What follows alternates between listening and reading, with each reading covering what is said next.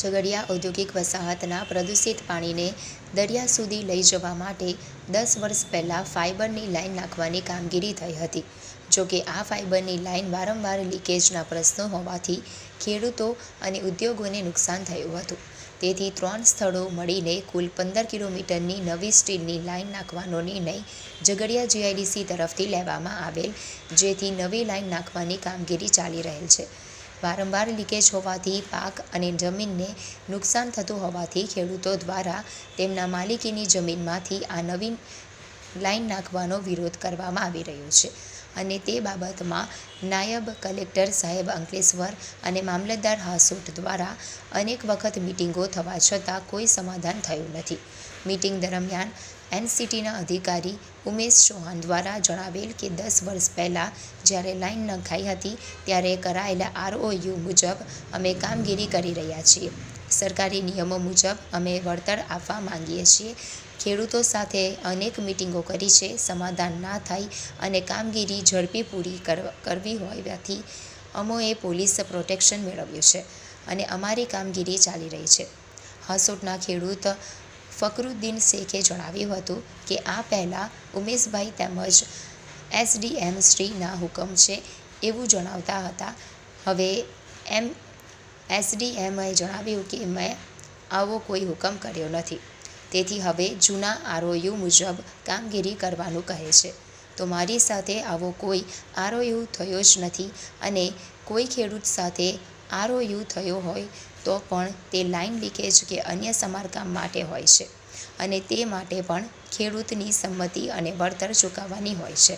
અહીંયા તો નવી લાઇન નાખવાની કાર્યવાહી થઈ રહી છે અને નવી લાઇન માટે ખેડૂતો સાથે નવો આરઓયુ કરવું પડે, જે અમારી સાથે કર્યા વગર અમારી માલિકીની જગ્યામાં તમારી મરજી વિરુદ્ધ પ્રવેશ કરીને ખેતર ખોદી રહ્યા છે અને પોલીસ તરફથી પ્રોટેક્શન મળ્યું છે. અગાઉની લાઇનમાં વારંવાર લીકેજ હોવાથી અમારી જમીનની ફળદ્રુપતા ખતમ થઈ ગઈ છે.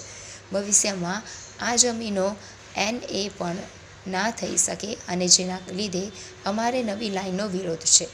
અમોએ એસડીએમને રજૂઆત કરી છે, પરંતુ અમને ન્યાય મળ્યો નથી.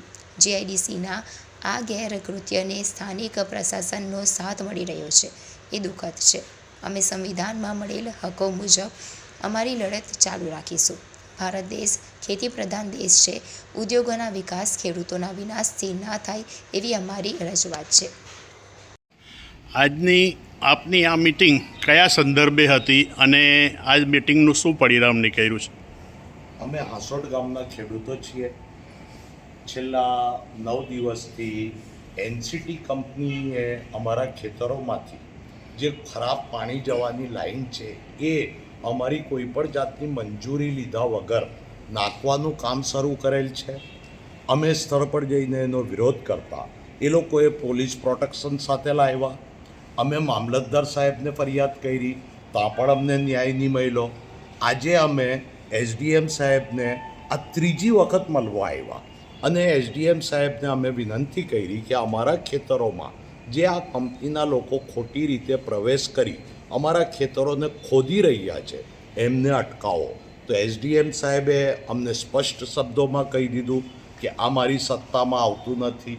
અમે ડીવાયએસપી સાહેબ સમક્ષ પર રજૂઆત કરી છે, પરંતુ અમને કોઈ પણ જાતનું ન્યાય મળેલ નથી અને અમારા ખેતરોમાં આજે પણ ખોદકામ ચાલુ છે. આ કંપની અમને ગરીબ ખેડૂતોને પાયમાલ કરવા બેસી છે. તો અમારી સરકારશ્રીને વિનંતી છે કે અમારું જે કંઈ પ્રશ્નો હોય તેનું સુખદ અંત લાવો, અમારા ખેતરોને બચાવો, અમારી જમીનોને બચાવો. કારણ કે આ પાઇપલાઇન નીચેથી ચાલી જશે એટલે અમારા ખેતરો એનેની થશે. ભવિષ્યમાં અમારા બાળકોને એનો કોઈ લાભ નહીં મળશે અને અમારા પાસે એક રીતથી આ જમીન આ કંપની ગીરવે રખાવવા મંગાવે છે. તો અમને એમની આ ચુંગાલમાંથી છોડાવવા આપ મહેરબાની કરશો. જય હિન્દ, જય ભારત.